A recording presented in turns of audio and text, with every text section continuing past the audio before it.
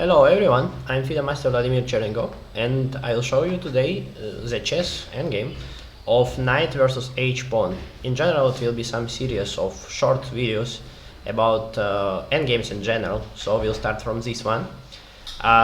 We'll illustrate one or two positions normally per each video, depends how difficult they are. Let's say here we'll touch two of them. Here, number one. As you see equation, right, that white is playing for the win, but obviously it's just not that easy. What do you think will be the best move here? You can make pause in video and just continue it later. So what is the plan? Right, we have h-pawn. We know perfectly that once this pawn is traded, it's completely draw.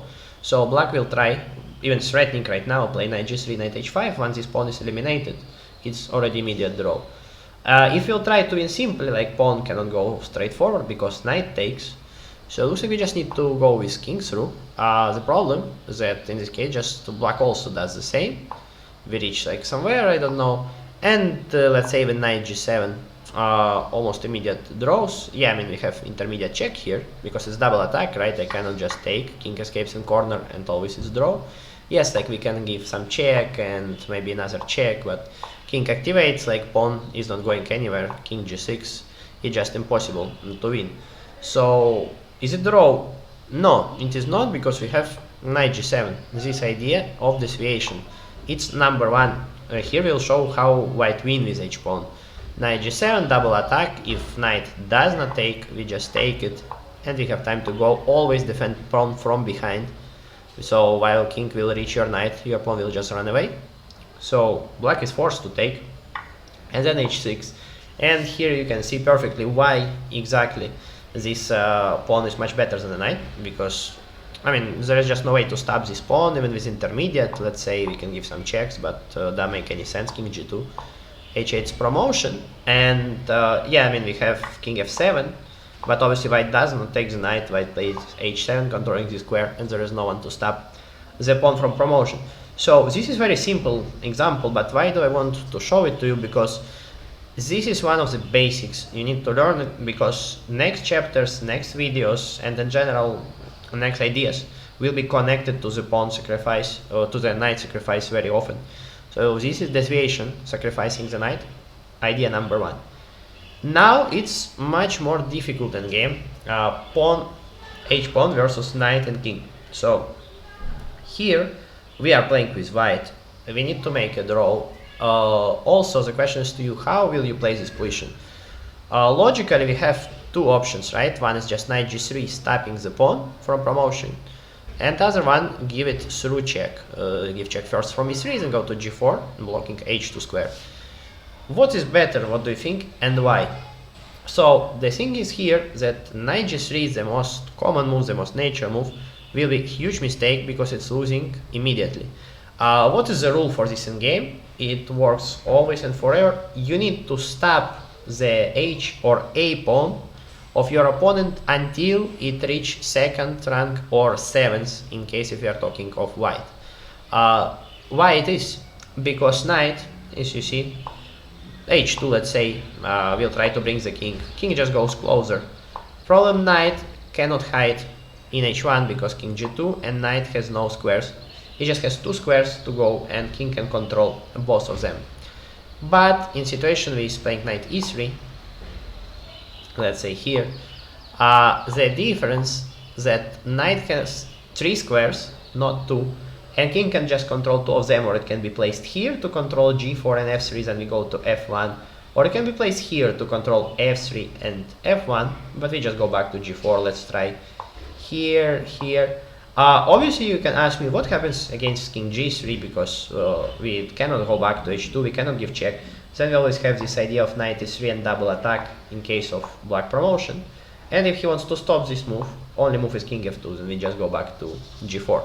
So that's why we need to stop pawn earlier. It works, there's no exceptions, it works. I mean, as long as our king is kind of far. Obviously, if our king is like somewhere in g5, probably another move will work. But if our king is far, this is a secure option. It just works versus a and h pawn, because against other pawns it's almost always simple draw. That is. Also wanted to show you one thing, small thing here in this video. It calls barrier. This is not sequence of moves, obviously no one will play it. I just want to reach this position as example. Let's imagine that this is starting one. So black to move. It looks like black is winning, as we said, right? Knight controls the h1 square, not h2, pawn reach second rank, sorry. So it means that it's win. No, here doesn't work like that, because it's barrier, it's an exception. What is barrier? First of all, for barrier, your knight needs to be between king and the pawn, always. It works just like that. And what consists this barrier? That our knight is very well zoning opponent king. Let's say king e4, king e2, it's not possible to play.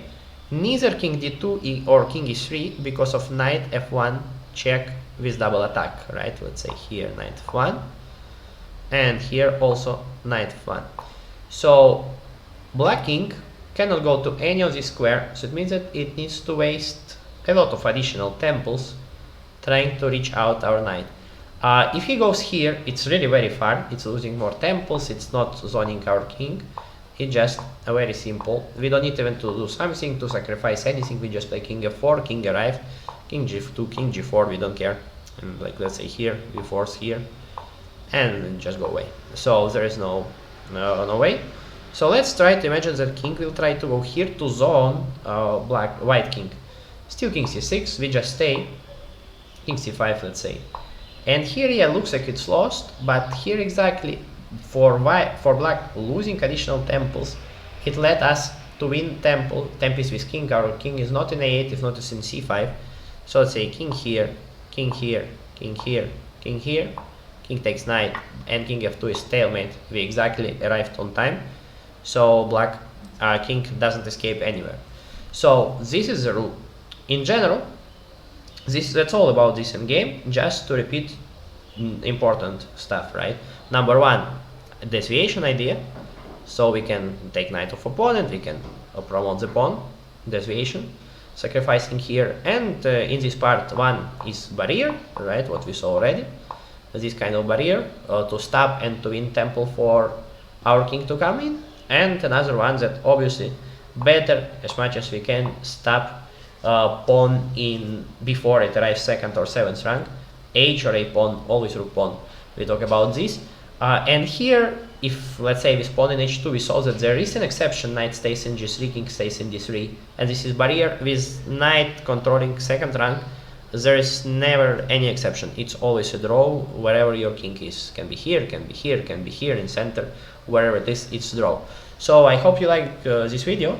If you enjoyed it and if you found it useful, give me a like, and we'll show you some more details in next videos.